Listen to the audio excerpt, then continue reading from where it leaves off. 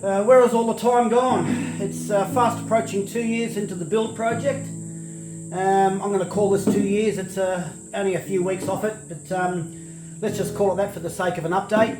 It is around about 700 and a little over 780 hours in to the project. I anticipated taking 800 to 1,000. That'll obviously lead into a little bit more than the 1,000 mark, but it is what it is. Right-hand wing is complete. It has been inspected in the last couple of weeks. Over here we have an inspection from the SAAA, which is the Sport Aircraft Association of Australia, and they come through and just go have a bit of a look at about 2 or 3 stages during the build, just to see how you're going. I have been cleared to the final inspection, so that's a good thing. Let's have a little bit of a look around and see where we're at with the rest of the aeroplane. Just starting here at the firewall. Nothing forward of the firewall has been done apart from fitting the RDAC and looking for a place for the battery. I won't be touching anything in here until I finalise the instrumentation. That is including the engine start and completing at least the wings anyway, just to sort of leave. I'm sort of looking forward to doing the engine. I think most of us probably are that build these things. You can turn around and boast, or not boast, but you can turn around and say that you've built this entire aeroplane fairly much, and looking forward to the engine build as a project as well. Just let's move into the instrument panel and see where we're at with that. Okay, in the cockpit here, 2 IFS displays are removed. All of the switches and everything on the bottom are all removed. The head unit for the nav and comm is also in the jig behind me. And that's all ready to be wired up, or getting ready to be wired up as we speak. The forward spar tunnel is just sitting here, ready for when I rig the wings through here and start to align all these little tooling holes. Oh, there's the tooling hole, the spar bolt holes. There's another tooling hole down inside there somewhere. Another tooling hole over there.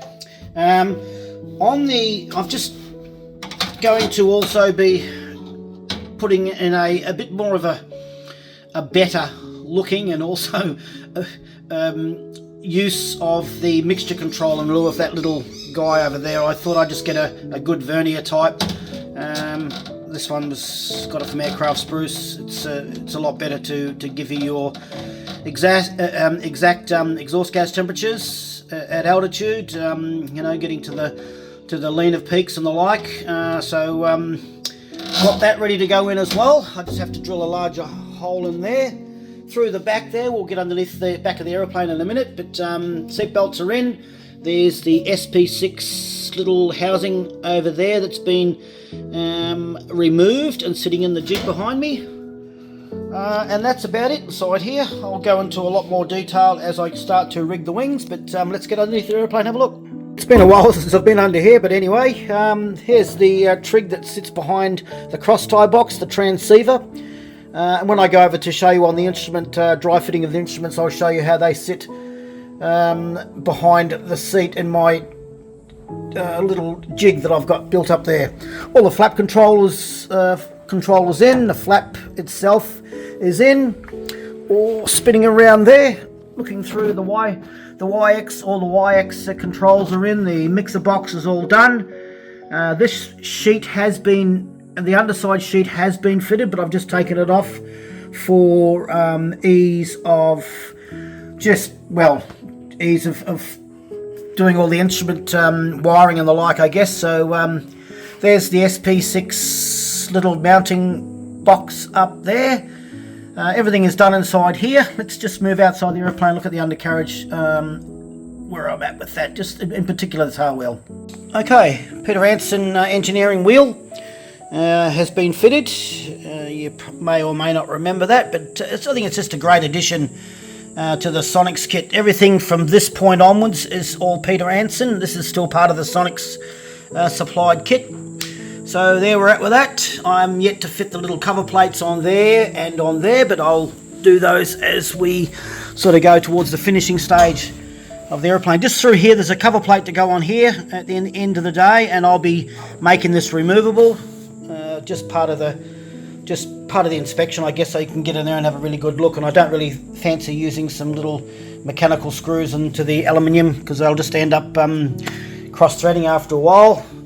Wingtips are still yet to go on both sides. Just moving around to this side, just on the wingtip, I have actually fitted the wingtip in the side here, and it will be just dry fitted, and it will be removable as well. I have, during the stage of this wing build, installed the landing light, all the conduits, all the running gear that's how it ends up looking. So it comes through to here and then goes down one of these little conduits for the power side of things for the landing light, and the other side will be for the nav light. So let's just spin around here and have a look at the landing light in there. You will actually see it sitting in there. That's all done. Now that's a Duckworks landing light for those that don't know. They can be retrofitted into the aeroplane. There's a separate video on that, I think 1 or 2 videos ago behind this one, for those that are interested. Cross to the instruments. Okay, so just on the instruments now, I have received a small package from MGL. These are the tie cables between the RDAC and the SP6. So all these cables are in situ. Now they are installed into the SP6 here, but they're not installed yet into the transponder and daisy chaining all the way through back to the RDAC. Now I've learnt something. One of these just has a blank on it. I think it's a resistor or something like that. So even though there's 2 cables coming out of the harness for the RDAC, I thought these had something else attached to it, but they don't. There's a little resistor on there for some purpose, whatever. So MGL are working now on the rest of my little RS32 ports for these 2, which come out, those 2, which eventually tie back into these, and that's where we're at. Now, one thing that crossed my mind during the build was the pitot and static tube, so let's just get onto that for a second.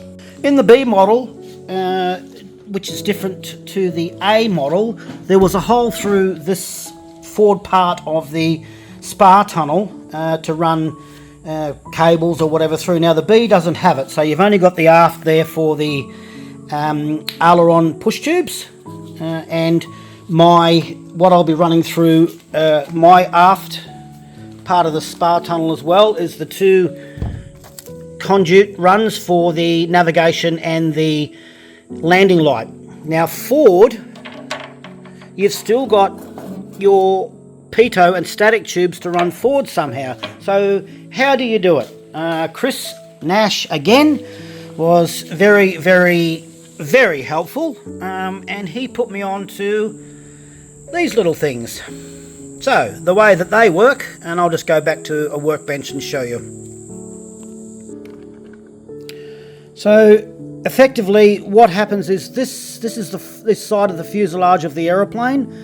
I'll do it this way around, and this runs back in through to the wing, and you've got your 3/8 OD, and that reduces down to a 1/4 inch, penetrates the aeroplane, splits into 2. One pitot goes to one IFS display, the other pitot goes to the other one, and basically, so I'll have 2 of these at the side of the fuselage. They'll be split, and then the last piece in the puzzle is my 1/4 inch. Let's assume now that everything is back up to the aeroplane. Here's the last little piece of the puzzle. You'll actually see over there, one says pitot and one says static. So one of these little tubes has to go to one side of the IFS for the pitot, and one side for this IFS for the other pitot, and then vice versa for the static. So this will all be run behind the instrument panel. They're relatively cheap off Amazon. I just bought 4 packs of them. I bought all that was about $14 or something like that. So there's the pack of 10. That's all they came in, but it is what it is. So overall, the 2 years, it doesn't, when you look back at the 2 years, you can you can feel in your own mind, or you know in your own mind the amount of work that you do on the little fiddly behind the scenes things that you don't actually film. It is a process. A lot of the time is spent just looking at drawings. A lot of the time is just spent trying to nut things out, think ahead. But overall, everything just ends up coming together. I'm sure I'll do the left-hand wing a lot quicker than the right. So overall, what's left for the aeroplane to go? Engine, control surfaces, left wing, rigging, and all of the little aesthetic things outside the aeroplane. The seats inside, which are Sonex supplied. I bought the Sonex supplied leather seats for this aeroplane. Connecting everything up, testing it all. Sounds like there's another year and all that. But anyway, I am thoroughly enjoying this build. And I've been thinking the other day, I think you get to the end of this and you think to yourself, well, what am I going to do now? I'll have to pick another project, maybe another aeroplane. But there's my roughly 2-year update, my 780 odd hour build time. I hope you enjoyed it, and we'll talk with you soon.